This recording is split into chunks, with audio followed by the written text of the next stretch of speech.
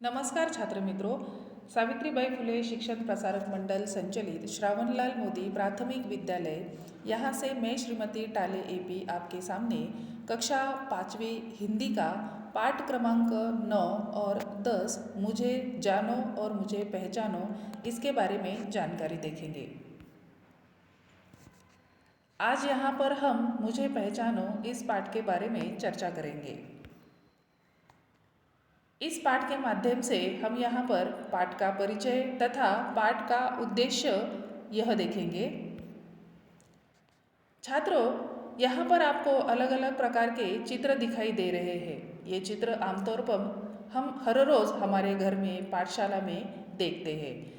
तो आज यहाँ पर हम इस पाठ के माध्यम से अलग अलग प्रकार के जो हमें वस्तुएं दिखाई दे रही है तथा उनके जो चित्र हमें दिखाई दे रहे हैं उन चित्रों के बारे में तथा विभिन्न प्रकार के आकारों के बारे में हम यहाँ पर परिचय देखेंगे। सबसे पहले तो हमारा जो चित्र है वो है श्यामपट्ट, जो हम क्लास में कक्षा में लिखने के लिए इस्तेमाल करते हैं। अब इसका जो आकार है ये आकार हमें आयताकार दिखाई दे रहा है। आपने गणित विषय में अलग अलग प्रकार के आकार देखे होंगे, जैसे कि आयताकार, वर्गाकार, वृत्ताकार, गोलाकार, बेलनाकार, शंकुकार, ऐसे अलग अलग प्रकार के आकार आपने कक्षा में पढ़े होंगे। उसी के साथ साथ इन आकारों के संबंधित अलग अलग प्रकार की चीज़ों को हम वस्तुओं को भी देखते हैं।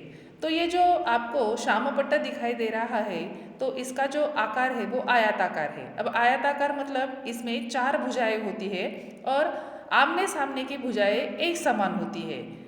प्रत्येक कोण 90 अंश का होता है और श्यामपट्ट जैसे लिफाफा, कंपास बॉक्स, इस प्रकार की जो चीज़ें हैं इसका आमतौर पर आकार जो होता है वो आयताकार होता है। उसके बाद आपको यहाँ पर घड़ी दिखाई दे रही है। अब यहाँ पर घड़ी है, उसके बाद रुमाल है, उसके बाद कैरम है। इन चीज़ों को अगर आप देखेंगे तो इसका आकार वर्गाकार है। अब वर्गाकार आकार कैसा होता है तो इसमें 4 समान भुजाएं होती है और इन सब के जो कोण होते हैं वो 90% अंश का होता है। और घड़ी, आसान, कैरम बोर्ड, इस प्रकार के जो वस्तुएं आपको यहाँ पर दिखाई दे रही है वो वर्गाकार आकार में होती है। उसके बाद है बेलन। आपको यहाँ पर बेलन दिखाई दे रहा है तो ये जो आकार है बेलन का वो बेलन आकार है। इसका आकार पाइप के समान होता है, जैसे कि आपको यहाँ पर डिब्बा दिखाई दे रहा है, पाइप दिखाई दे रहा है और बेलन भी दिखाई दे रहा है। तो इन सब के जो आकार होते हैं वो बेलनाकार नाम से इसे जानते हैं। अब देखिए छात्रों, यहाँ पर हमें अलग अलग प्रकार से फिर से नए चित्र दिखाई दे रहे हैं। जैसे कि अब ये जो आकार है ये शंकु का आकार है। जैसे शंख के समान आकार होता है इसलिए इसे शंकु का आकार कहते हैं। जिसे देखिए आप, टोपी है, यहाँ पर आइसक्रीम का कोन है, तो इसका जो आकार है वो शंकु आकार के नाम से इसे जाना जाता है। उसके बाद देखिए गोलाकार। अब आपको यहाँ पर गेंद दिखाई दे रही है या फिर फुटबॉल है, लड्डू है, ये जो चीज़ें हैं ये आपको गोलाकार में दिखाई दे रही है। उसके बाद है वृत्ताकार। अब वृत्ताकार मतलब यह एक आकार जो है वो रुपये की तरह होता है। जैसे सिक्का गोल होता है, उसके बाद पहिया, रोटी, पापड़ इत्यादि, ये भी अलग प्रकार का एक आकार होता है। इसके बाद छात्रों, आपको यहाँ पर और कई सारे अलग अलग प्रकार के चित्र दिखाई दे रहे हैं जो हम 10वां पाठ मुझे जानो यहाँ पर देखेंगे। इस पाठ के माध्यम से हमें कुछ वस्तुओं तथा प्राणियों के चित्र दिए गए हैं और इन्हें हमें पहचानना है तथा उन्हें देवनागरी और रोमन लिपि में क्या कहते हैं इनके नाम हमें यहाँ पर जानने हैं। जैसे कि पहला चित्र जो आपको दिखाई दे रहा है उसे हिंदी में सिक्का कहते हैं और मराठी में जिसे हम नाणं कहते हैं। उसके बाद है फाउंटेन पेन, इसे इंग्लिश में फाउंटेन पेन कहते हैं और उसके बाद इसे मराठी में फाउंटेन पेन ही कहते हैं और अंग्रेज़ी में उसे फाउंटेन पेन, रोमन में भी उसे फाउंटेन पेन कहते हैं। उसके बाद है रिकॉर्ड। अगला जो चित्र है उसे हिंदी में, अंग्रेजी और रोमन तीनों भाषाओं में भी रिकॉर्ड कहा जाता है। उसके बाद देखिए अगला चित्र है जहाज। जहाज को हिंदी, अंग्रेजी और रोमन में, मराठी में भी जहाज कहा जाता है। उसके बाद है कप। अब ये जो कप है इसे हिंदी में प्याला कहते हैं, रोमन में इसे प्याला कहते हैं और मराठी में भी उसे पेला कहते हैं।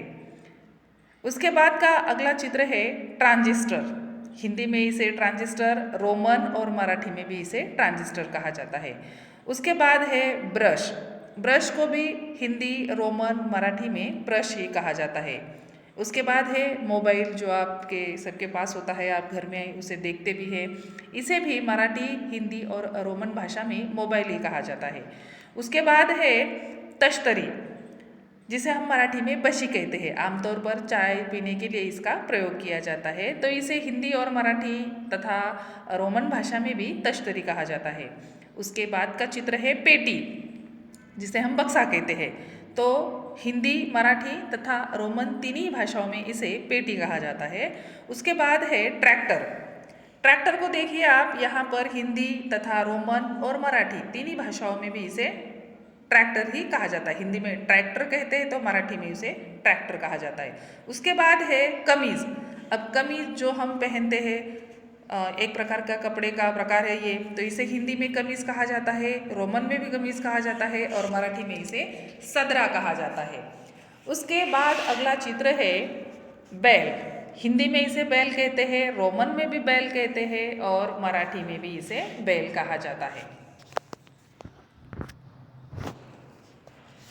इसके बाद देखिए यहाँ पर और कई सारे चित्र हमें दिखाई दे रहे हैं। तो पहला चित्र है गाय। हिंदी में, मराठी, रोमन भाषा में इसे गाय कहा जाता है। उसके बाद है डायरी, जिसे हिंदी में दैनंदिनी कहते हैं, मराठी में भी दैनंदिनी कहते हैं। उसके बाद है ऑटो रिक्शा। अब जैसे कि हम एक जगह से दूसरी जगह जाने के लिए, सफ़र करने के लिए ऑटो रिक्शा का प्रयोग करते हैं, तो हिंदी, मराठी में इसे ऑटो रिक्शा कहा जाता है। उसके बाद है बस। अब ये जो बस है इसको हिंदी, मराठी तथा रोमन तीनों भाषाओं में बस ही कहा जाता है। और उसके बाद है अगला चित्र लारी या फिर ट्रक, जिसे हम कहते हैं, तो इसे भी हिंदी में लारी कहते हैं और मराठी तथा रोमन में इसे ट्रक कहा जाता है। तो छात्रों, यहाँ पर आपको जो अलग अलग प्रकार के चित्र दिखाई दे रहे हैं, तो इन चित्रों को हम अलग अलग भाषाओं में अलग अलग नाम से पुकारते हैं या फिर उसे समझते हैं। इस प्रकार से छात्रों, आज हमने यहाँ पर अलग अलग प्रकार के चीज़ों को देखा, उनके अलग अलग प्रकार के जो आकार है उन्हें समझने की कोशिश की, तथा उसके साथ साथ हिंदी, रोमन और मराठी में किसी वस्तु को क्या कहा जाता है इसकी जानकारी भी हमने यहाँ पर देखी है। इसके बाद हमारे अगले तासिका में हम हमारा पाठ क्रमांक 11 वीरों को प्रणाम, इसके बारे में जानकारी देखेंगे। Thank you.